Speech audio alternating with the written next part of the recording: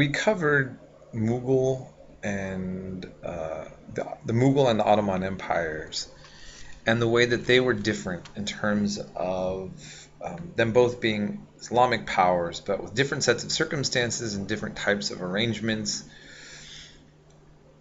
In the map here, you see that, we're covering last year, the Safavid uh, Persian Empire, which is now modern Iran or Iran, the land of Aryans.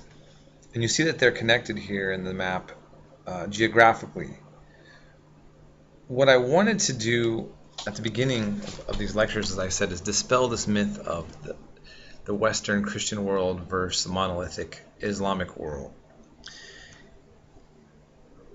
And it's important to point out that while the chapter talks about the decline of the Islamic world at the expense of the West, Muslims, rulers, fought amongst each other in a way that undermined Islamic power at times as much as the expansion of the West.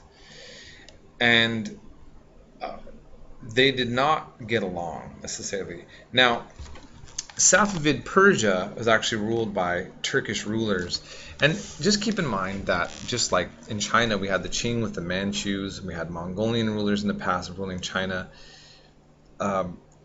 It was not uncommon in the centuries of monarchies and empires to have an empire ruled by an ethnic group that wasn't the predominant ethnic group. In any case, Safavid Persia sees also the change or the shift of Persia into Shiite Islam and the oppression of Sunnis. One could probably argue that in the Ottoman Empire and in the Safavid Persia, that Christians and Jews fared better than being on the wrong side of Islam at this time. So, in other words, if you're a Sunni in Safavid Persia, you might have a harder time than if you were Jewish or Christian, and vice versa in Ottoman Empire. Okay, the Shah, which is the king or ruler, the monarch of Persia, claimed to be the spiritual leader of all of Islam, and it was a rival to the Ottoman Empire, and this is really important. So I want you to really just think about this in terms of the power plays between these three Islamic nations.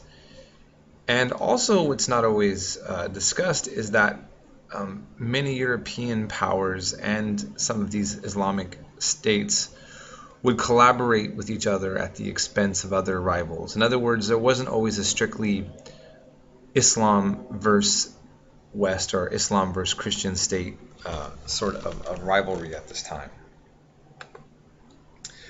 The founder of the Safavid Empire was a mystic named Ismail, and he, again, is the one who made Shiite Islam the official religious practice of Persia, which lasts to this day. Here's just a little bit of some of the artistic and architectural legacy of Persian culture. And you'll even see in Arabic calligraphy. This is a very kind of distinctly Persian style, very elongated script and so forth.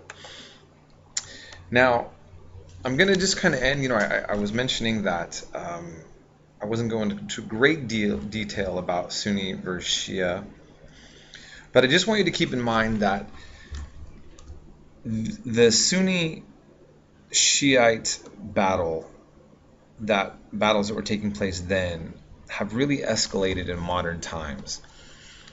The U.S. invasion of Iraq put Shiites in power that they have not had in a long time, and they were suppressed since the Ottoman Empire, as we mentioned.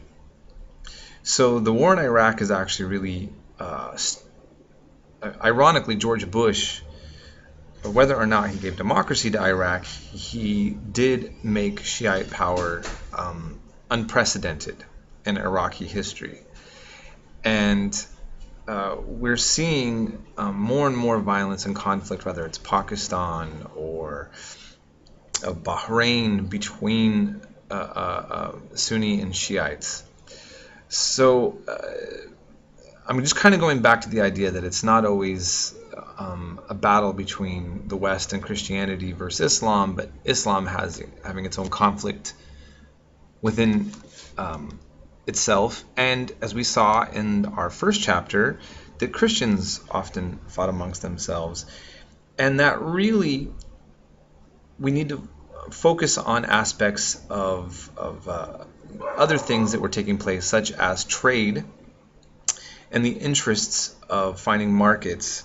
The British didn't go, and the Dutch didn't go to India, or there wasn't a desire to explore the Indian Ocean for some sort of hardline ideological reason. We're talking about expansion of power and finding new markets. And so I want you to always kind of think about how those come into play often. And yet, it's very common to hear rhetoric discussing the way that cultures vary by religion or ethics. And at the end of the day, we're seeing that the interactions of states are usually resulting in some sort of economic and imperial explorations. So again, please contact me if there's any questions, and that will do it for this section.